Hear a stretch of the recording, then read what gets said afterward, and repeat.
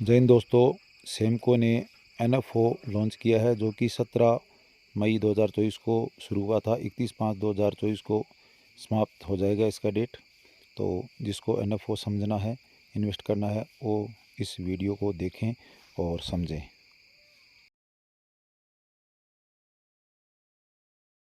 इसका मतलब पता पड़ता है न्यू फंड ऑफर। जब भी कोई एएमसी अपना कोई नया फंड लॉन्च करती है मार्केट में, तो क्या होता है, उसका क्या नाम रहता है, न्यू फंड ऑफर। आज आपने जिस भी फंड के अंदर इन्वेस्टमेंट कर रखा है, चाहे वो बड़े से बड़ा फंड हो, चाहे वो छोटे से छोटा फंड हो, उन सभी फंड को दोस्तों एक स्टेज से गुजरना पड़ता है। जब भी वो फंड मार्केट में लॉन्च होता है, तो वो कौन सी स्टेज से गुजरते हैं दोस्तों?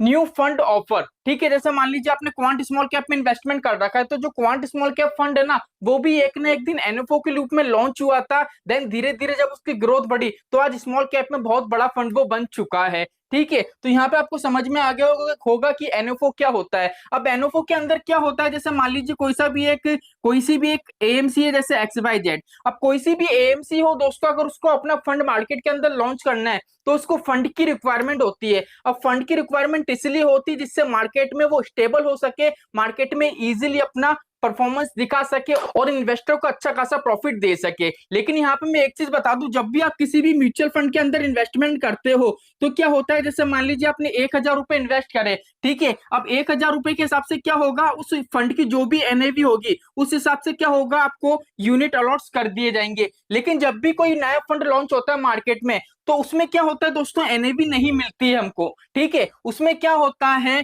जैसे मान लीजिए हम बात करें इंडिया की, इंडिया के अंदर कोई सा भी जब एनएफओ लॉन्च होता है, तो दोस्तों क्या होता है, वो 3 से 15 दिन के लिए क्या है, उसका मार्केट खुला हुआ रहता है। 3 से 15 दिन के लिए मार्केट खुला रहता है। इस टाइम पीरियड के बीच में अगर आप इस फंड के अंदर इन्वेस्टमेंट करते हो, तो इसका इशू प्राइस कितना रहता है, 10 रुपए का। ठीक है, जिसको हम एनएवी बोलते हैं। यहाँ पे एनएवी नाम ना होके क्या होता है दोस्तों, इसका नाम होता है इशू प्राइस। ठीक है, 10 रुपए के प्राइस पे मिलता है, चाहे आप किसी भी एनएफओ में इन्वेस्टमेंट करो। मोस्टली जितने भी हमारे 100% एनएफओ है, सबका प्राइस आपको 10 रुपए का ही मिलेगा।